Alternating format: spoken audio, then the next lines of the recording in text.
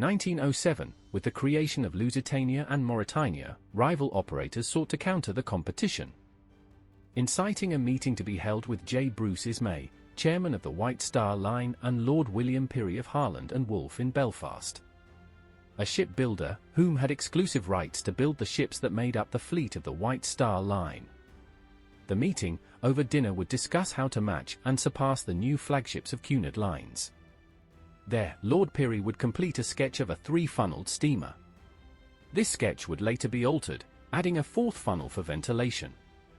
With 4 funnels, the ship would look grander than her competitors. This sketch would later receive the title of the Olympic class. The Olympic class would be made up of 3 ships.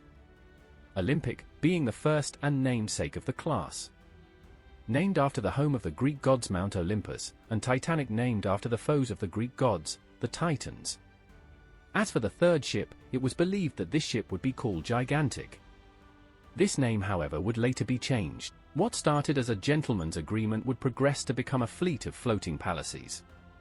The design of the vessels would initially be designed by Alexander Carlisle, brother-in-law to Lord Pirrie and the nephew of Lord Pirrie, Thomas Andrews. After a dispute between Carlisle and Lord Pirrie over the number of lifeboats the Olympic class would need, Carlisle would leave the project, giving way to Thomas Andrews to take on the rest of the designing by himself. The initial design would have the ability to house 64 lifeboats. However, both Lord Pirrie and Bruce Ismay, chairman of the White Star Line, would believe that the decks would be too cluttered and so opted for less lifeboats. A decision which would have dire consequences in the years to follow. The design of the Olympic class came with safety in mind. The ships would have a double hull in places and be split into 16 watertight compartments. The watertight door would also be installed to shut these manually down below or mechanically with a switch on the bridge. It was believed that should an accident occur, the ships would stay afloat with 4 compartments breached. The watertight compartments mainly went as far as E-deck. However, in some areas they would be higher.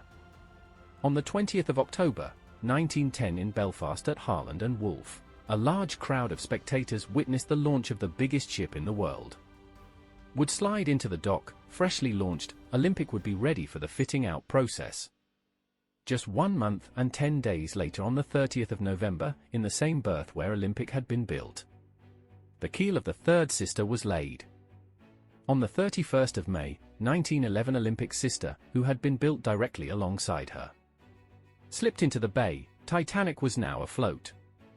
On June 14, 1911, the following year, Olympic would be granted a roaring fanfare as she set to the seas from Southampton on her maiden voyage to New York.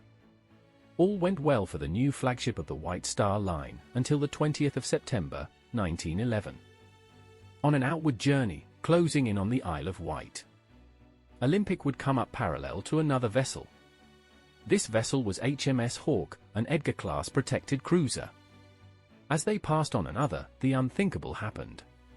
Caught in the wake from the mighty propellers of Olympic, the bow of Hawke was sucked into the stern of Olympic, punching a large hole in the starboard stern section with its bow, which was designed to work as a battering ram.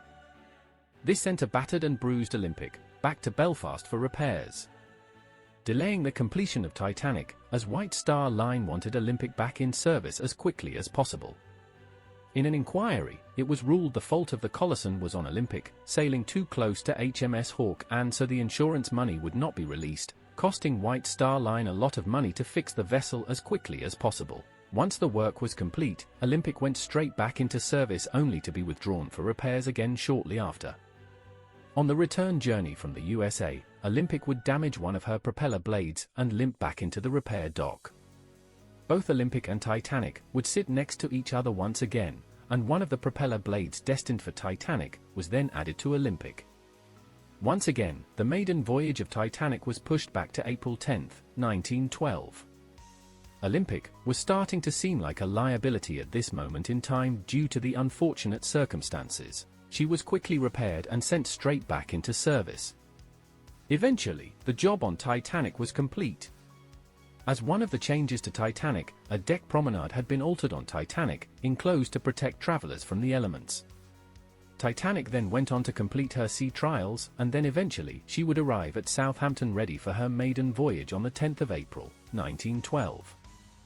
On the morning of the 10th of April, the dock was alive, people waving off the newly created Titanic, and now the largest vessel afloat due to a slight extra tonnage compared to Olympic. Although there was not so much of a fanfare as Olympic, she was still greeted by a spectacle of onlookers.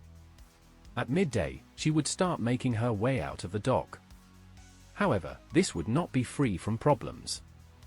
On her way out, the draft caused by the propellers of Titanic would pull at ships currently docked in the harbor.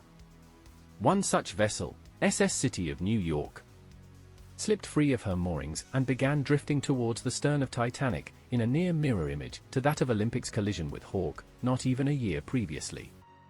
Captain Smith, Commodore of the White Star Line, and captain on board hastily ordered all stop. The SS City of New York stopped with mere inches from the port stern of Titanic, with tugboats pushing City of New York back into place, and the moorings reattached. Titanic then finally left the harbor, being pulled by tugboats.